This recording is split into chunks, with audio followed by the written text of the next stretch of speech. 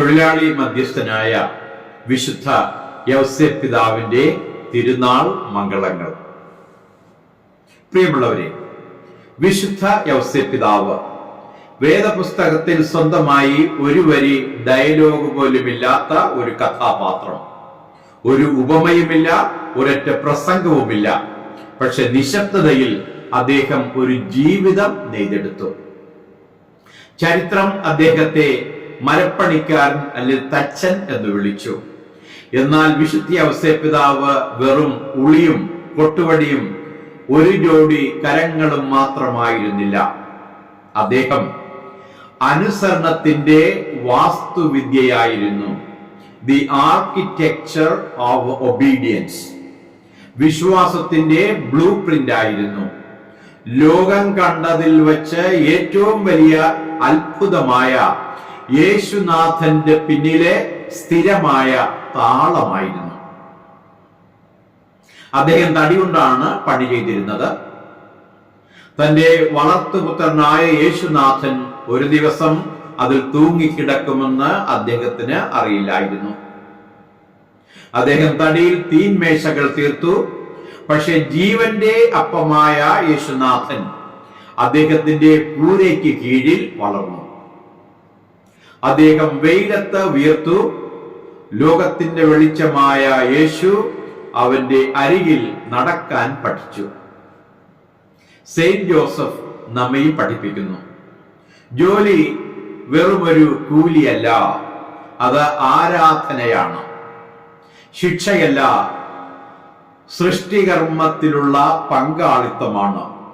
ഓരോ പ്രാവശ്യവും നാം സ്നേഹത്തിൽ അധ്വാനിക്കുമ്പോൾ ദൈവകരം നമ്മുടെ പൊടിയെയും വിയർപ്പിനെയും ആലിംഗനം ചെയ്യുന്നു.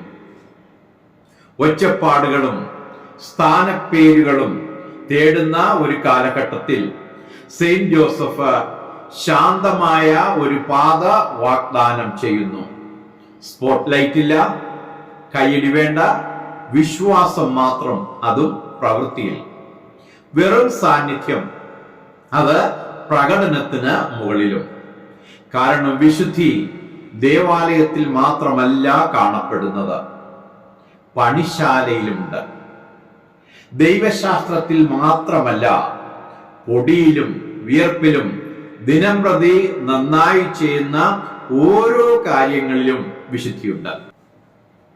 ഇക്കാലഘട്ടത്തിൽ കുടുംബത്തെ പോറ്റാൻ നൈറ്റ് ഷിഫ്റ്റിൽ ജോലി ചെയ്യുന്ന പിതാക്കൾ, ഓരോ കെട്ട് അഴുക്കു തുണിയും കഴുകി വൃത്തിയാക്കി കുടുംബത്തിന്റെ ഭാവിയെ കെട്ടിപ്പടുക്കുന്ന അമ്മച്ചിമാർ, കളപറിക്കുന്നവർ, കമ്പ്യൂട്ടർ കോഡിംഗ് ചെയ്യുന്നവർ, മേസ്തിരിമാർ, മീൻപിടുത്തക്കാർ, മൈക്കാട്ട് പണിക്കാർ, എല്ലാവരുടെയും ജോലി വിലപ്പെട്ടതാണ്.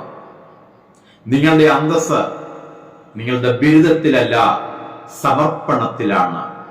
ഡിഗ്രിയിലല്ല, ഡെഡിക്കേഷനിലാണ്. ദൈവരാജ്യത്തിൽ ചെറിയ റോളുകളില്ല. ദൈവവും ജോലിക്കായുള്ള യൂണിഫോം അണിയുന്നു എന്ന കാര്യം മറന്നു പോകരുത്. അത് ചെറിയ ആത്മാക്കളുടെ ചിന്തയാണ്.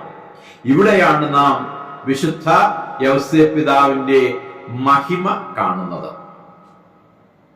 ഇത് അച്ഛന്റെ മകനല്ലേ?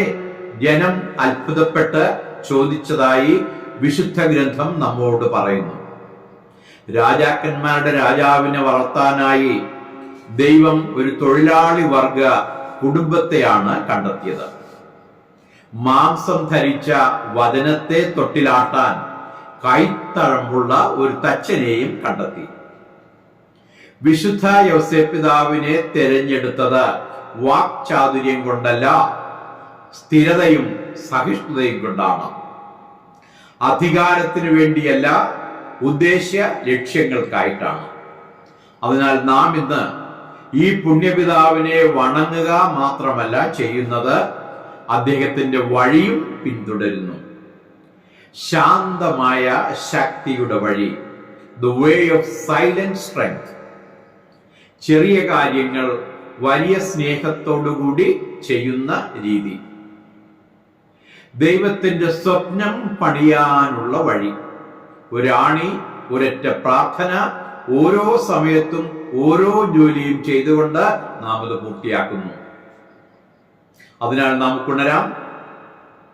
നിങ്ങളുടെ ജോലി, അടുക്കള, അക്കൗണ്ടിങ്, ആതുര സേവനം, travelling, trading, blue collar, white collar എന്ത് തന്നെ ആയാലും വിശുദ്ധ യൗസേപ്പ് പിതാവിന്റെ കരങ്ങളിൽ അവയെ ഏൽപ്പിക്കുക. കാരണം സ്വർഗത്തിന്റെ കഥയിൽ ഒരു മരപ്പണിക്കാരന്റെ മുഴക്കോലിനും രക്ഷയുടെ രേഖ വരക്കാൻ കഴിയും. ശാന്തമായി, സ്നേഹത്തോടെ, വിശ്വസ്തയോടെ ലോകം പണിയുന്ന എല്ലാവർക്കും ഇന്നേ ദിനത്തിന്റെ മംഗളങ്ങൾ നേരുന്നു.